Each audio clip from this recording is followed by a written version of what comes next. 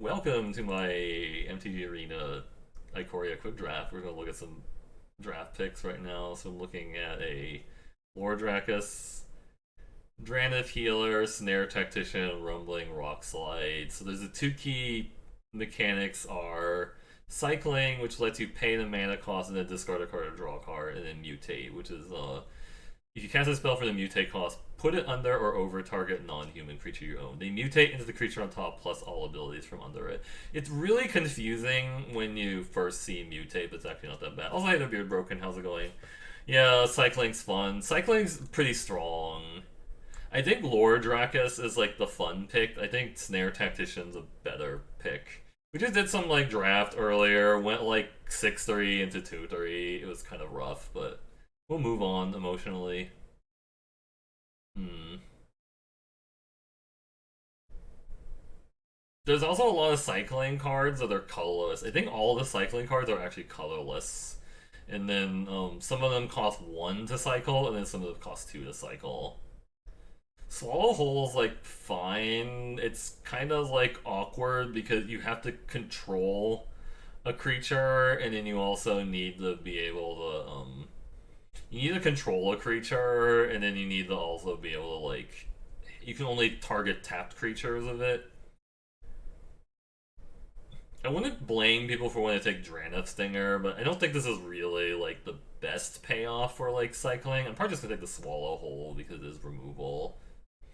You just need to be able to control a creature when you cast it because you have to tap a creature to cast it as part of the casting cost. I mean, this is like a cycling payoff too, but I think the best cycling payoffs are like Snare Tactician and Zenith Flare, to be honest. I think Grim Dancer is pretty good. Honestly, it's pretty strong, but I don't know if I really want to take it. It's like it's a 3/3 Death Touch Menace, or like a 3/3 Death Touch Lifelink, or a 3/3 Menace Lifelink. Right? I don't know. I could definitely see a lot of arguments either way.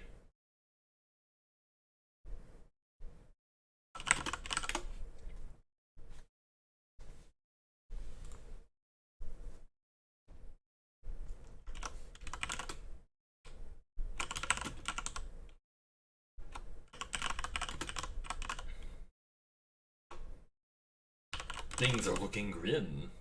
I guess Grim Dancer is probably like stronger, I suppose. Move on, whatever. We'll take the Grim Dancer. It's fun. Void Beckoner. Oh man. It's kind of funny. Becky. Black looks really open. At least there's like a black cards. Um, this is fine because it has cycling 1 on it. Facet Reader is actually not that bad. Like I've played it. Like sometimes you just want to like loot. But some people said this card's bad in this format. It's probably just because blue and green are like kind of bad in this format. There's no divination variant. Skull Prophet for your mana ramp slash mill. Could just take the Void Becky. Like most of the time you're just gonna be cycling it, right? Like there is like a little bit of like a reanimation mechanic, which is kind of cool. It's like, oh, I reanimate something or whatever, like self mill reanimation because of like the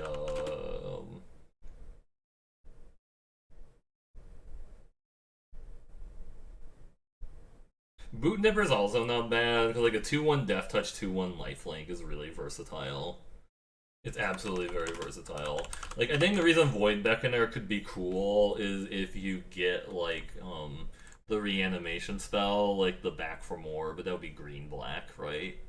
It's kind of awkward. You're like hoping to go into like green black for like Back for More. Back for More is actually just absurd, by the way, though. It's just like Back for More is like a 6 mana green black instant that you can return a target creature from your graveyard to play, and then fight another creature. Like you can choose to fight another creature. It's pretty absurd. Like you like cycle a creature away, and then you play like the fight spell. It's pretty disgusting, right?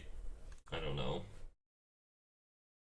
I actually just haven't played Skull Prophet, so I don't know how good this is. Like, I don't know how good Self Mill is. I think it's like the reanimation. I'm gonna take the Void Beckoner. We'll see. Hmm.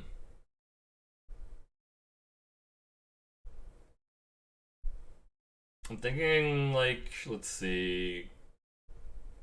Glowstone Recluse is actually pretty strong. Like, the thing with like these mutate creatures that you have to put two +1/+1 counters on it, it's a little risky because if they kill your mutate creature, you don't get the like you kind of get you get 2 for 1. Whereas like some of these other like mutate creatures, they kind of like um they like offset the downside by either like drawing you a card or like doing something else like kind of like relevant. I think weaponize the monsters is actually really strong. Like it's a strong build around. Glowstone Recluse is actually pretty decent. I don't know anything about Migration Path. I guess it depends if like Ramp was like really good. I don't remember. I guess Gust of Wind could be like okay. And so the Humble Naturalist is also not bad because you just want to kind of like ramp if you're playing green, right? I could definitely see something in like black red sacrifice if like cycling's not open, right? Black red sacrifice actually seems kind of good.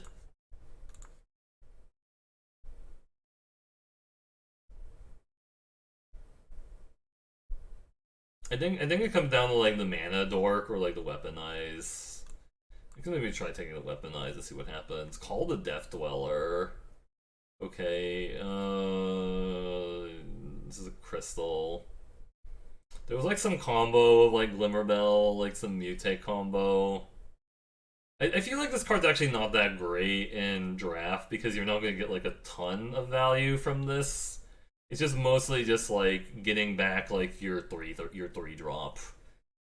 That's the way I would look at like Call of the Death Dweller. Is like get back your 3 drop and put it back into play. Like I don't think that's that great or whatever. Like I think Easy Prey is kind of bad because like most of the creatures you would want to kill are like cost more than 2, and like I don't think like the cycling is that much of a payoff.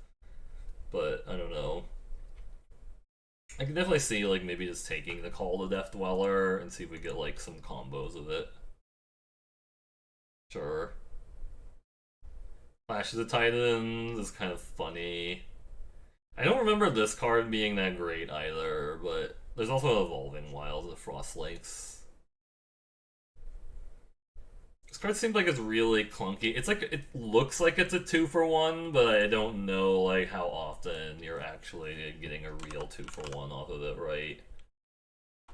Because like your opponents can like they don't always have like 2 things that like die to like Clash of Titans, but it's also like a card I'm like willing to like try out. I could definitely see taking the Evolving Wilds also. I don't think Channel Force is actually good. It feels like you have to do a lot of effort to like. It's like a loot. It's like a rummage, but then also deals damage. I don't know if like that's good or not. Right, like rummaging and dealing damage.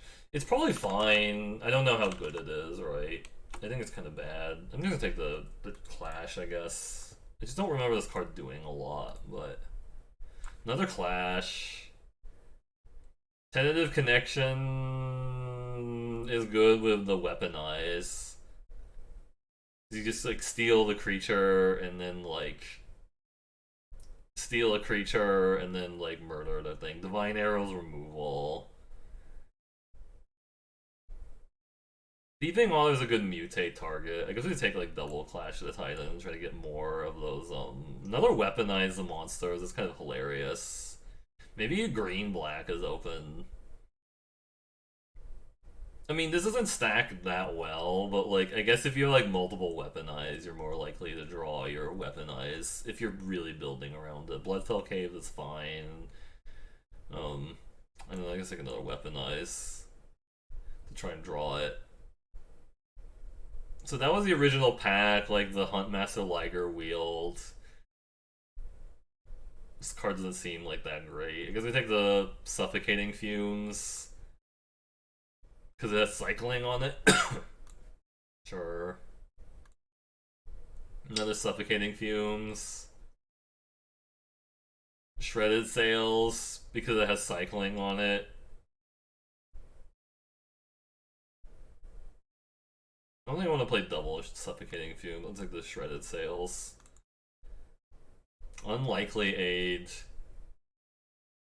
Serrated Scorpion, Windscarred Crag. We're kind of just like getting down to like the pile of stuff or whatever at the bottom. Like, it's not like super exciting stuff by any means. I'm just gonna take the Windscarred Crag because maybe I get like a I get one of those sack cards. It would be kind of nice, like the Offspring Revenge, Dark Bergen, Corpse Turn. Old Channel Force, why not? It just says cycling, whatever. Sure. Triome.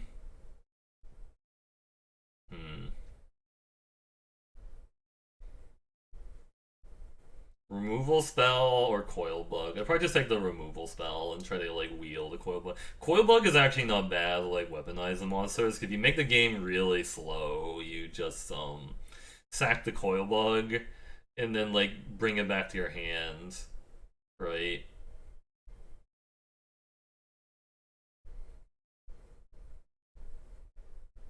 I don't think we're doing these mentors, sadly. I don't think we're in the right market for that. I haven't actually seen people play Zagoth Mamba. Maybe it's better than they think it is, but I think just take the Rumbling Rock Slide to have interaction. Another Clash of the Titan. I think we might have hit like the limit on this. Blitz Leech.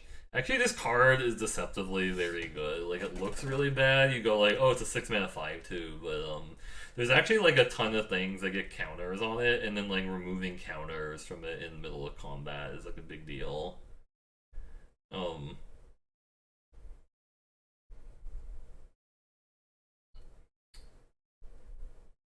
This is really strong, like if you're in blue, but I don't think we're doing that. Pyroceratops. I don't remember that card very much. I'm gonna take the Blitz Leech.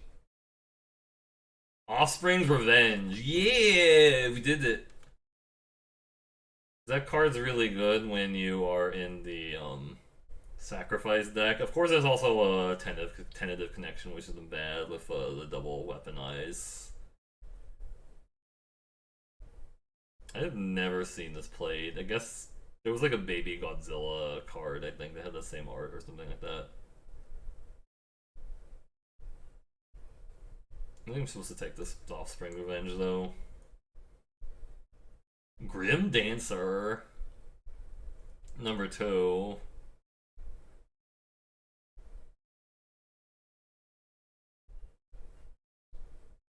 Taking all the Grim Dancers makes Call the Death Dweller more playable. We also need to get like 2 drops. I won't lie, we're like a little bit short on 2 drops.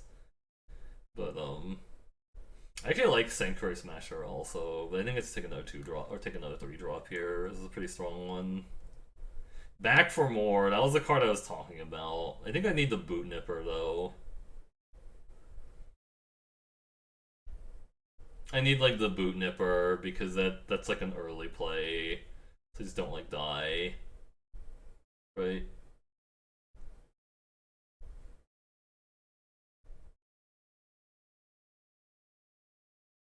Yeah, there's a lot of dual lands in this format too, so like fixing is a little bit easier than you would think it is normally. Titan's Nest. I think I just never seen that card. I don't know if this 1/2 actually does a lot. I could just take another Void Beckoner and then just assume I'm like. Actually, I don't think Offspring Revenge is that great with Void Beckoner. It makes a 1/1 Death Touch. I guess it's not even. That's not that bad, right? Making a 1/1 Death Touch with the Void Beckoner. Like, we cycle the Void Beckoner and then play the Offspring Revenge and then, like, get it back as a 1/1. I don't know. That's like probably fine, right? It might be fine. Memory Leak. It's just a 1-drop cycler. This is not like the right fixer. It's not the Mardu crystal.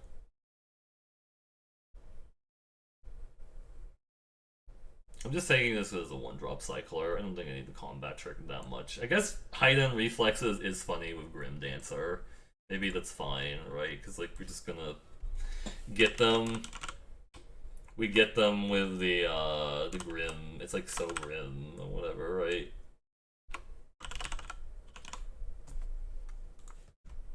Grim Dancer only boot nippers. I could maybe see that, and the Void Beckoner. It was a combo, Mutual Destruction, or a 2-2. I think I just need to take the 2-2 to like not get like run over. Also has cycling on it.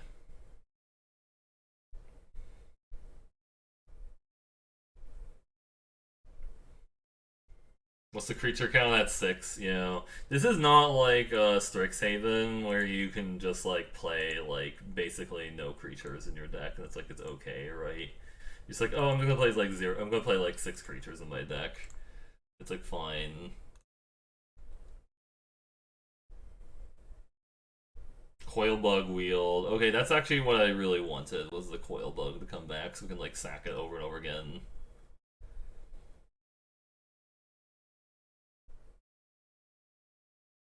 There's also a Scoured Baron, which would fix the mana a lot, but I think I need the Coil Bug. Ooh, Bloodfell Caves. I didn't think the Bloodfell Caves here have better mana. Tentative Connection for my 2 Weaponize. Not bad, not bad. Maybe an unlikely aid deck, I don't know. I don't think take the Dismal Backwater, that feels kind of dismal. Gremlin, the sideboard, Unexpected Fangs for the sideboard, Forest. Whirlwind of Thought, Unbreakable Bond with, or Dire Tactics. Oh man, it's probably just the Dire Tactics. Because I do need the, or the Bushmeat Poacher. Maybe it's Bushmeat Poacher. I think I'm actually supposed to take the Bushmeat Poacher, because it's really, really good in this deck. Dire Tactics is not bad. Unbreakable Bond is kind of cool with like the double Void Beckoner, like get it back and give it lifelink. It's kind of funny. But I really need like the Bushmeat Poacher to make the deck function is like the problem. It's like this deck really needs that. We also need to get like more sack fodder. I'm gonna take the Bushmeat Poacher. Another Rock Slide. Deadweight's actually kind of bad in this format because there's not that many X2s that you want to like kill with it, it feels like. Alright, most kills Shawtiest, most assists Where's Paulo. Where's Paulo and Shawtiest got rewards. Okay, let me look. Another Blitz Leech. Or oh man, a Fox. I passed the Fox. There's also another Blitz Leech. I don't have that many mutates, do I? So, like, we're not going to be getting that much value off the Harvesters. It's basically like a weird 6-drop. I guess I just played 2 Blitz Leeches. There's like a blue-red spell deck that this Blister Spit Gremlin is supposed to go into, but I don't think we're doing that. It's like the thought process around that. Yeah. I'm just like the Blitz Leech. They call it the Bleach.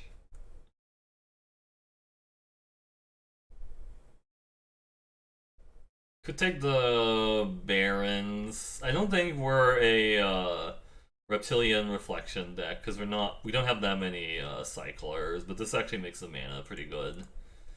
The Scoured Barons, because now I can play the Offspring's Revenge pretty easily in this deck.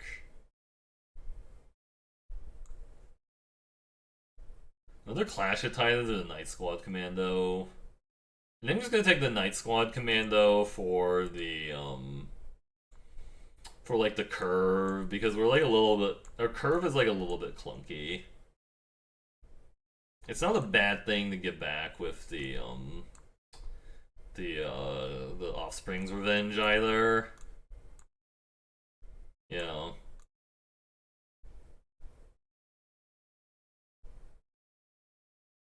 I don't know if we're playing the Dark Bergen. I The best red removal spell I think is the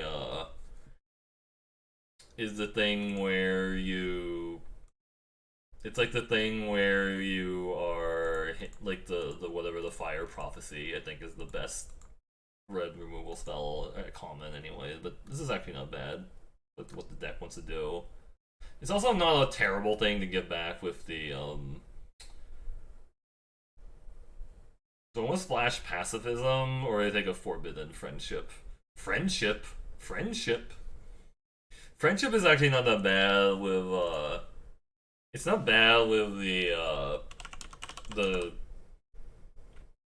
the sack card or whatever because it's two bodies to sacrifice. I could just take the pacifism also. Because I don't really have like a removal for like a huge creature yet. You know. I mean, it would be like hard. It's like kind of a clunky splash, but I mean, I have like my mana's not that bad actually. I don't think it's that bad. Yeah.